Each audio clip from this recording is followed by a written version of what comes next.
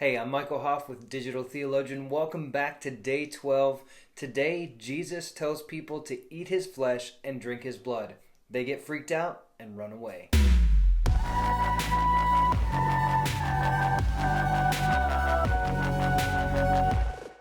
Alright, so today's passage is long. There are a lot of details, and I can't cover everything the way that I would love to. Also, it happens to be a little bit late at night because I was working on a paper.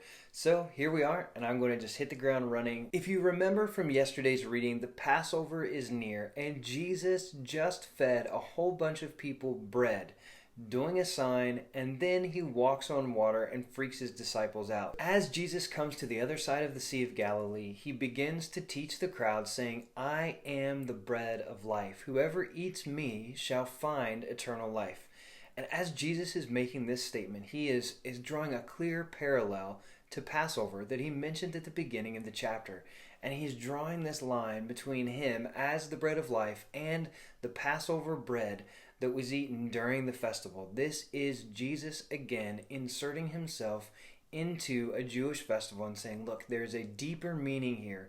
I am the bread of life. Now, we as followers of Jesus make a clear connection to communion.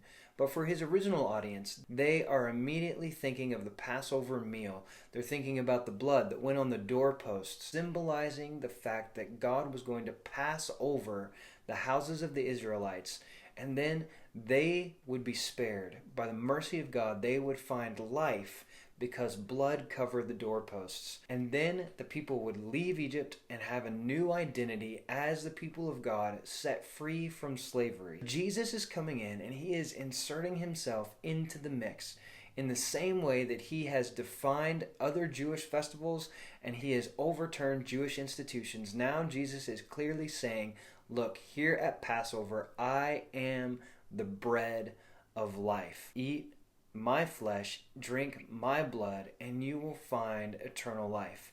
And this is such an incredible statement because it's so rich culturally. And you can see clearly people don't understand what Jesus is saying. People get offended, and even people that had been following Jesus leave him. This dialogue that he has at the end of the passage with the disciples, talking to them and really saying, well, are you guys going to leave too? And then saying, them recognizing, where else can we go? Jesus, you have the words of eternal life. This is such a powerful recognition on the part of the disciples. They may not fully understand what Jesus is doing. They may not fully grasp the significance of what he is saying until after he has died and risen again. But in the midst of it, they recognize that he has the words of eternal life. And so even when they lack understanding, they hang on to him. One thing I don't want to miss in the middle of this passage is that Jesus says, I am. And that's not just him making an emphatic statement of the fact that he is the bread of life, but he's also calling back to the divine name of God in the Old Testament. Yahweh, I am that I am, is how he is identified in Exodus chapter 3. And so now we have this connection of Jesus saying, I am.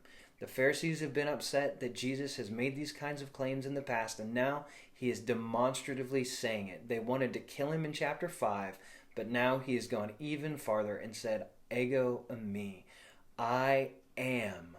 Jesus makes that link, he makes that connection, and now it is up to people to choose whether or not they will follow him in response to that. Hey, thank you so much for watching these videos. I hope that they continue to bless you, strengthen you, and encourage you as you continue to walk with the Lord. If you have questions or comments, please leave them below. You can always email me, michael@digitaltheologian.com. I look forward to hearing from you. You have a wonderful day.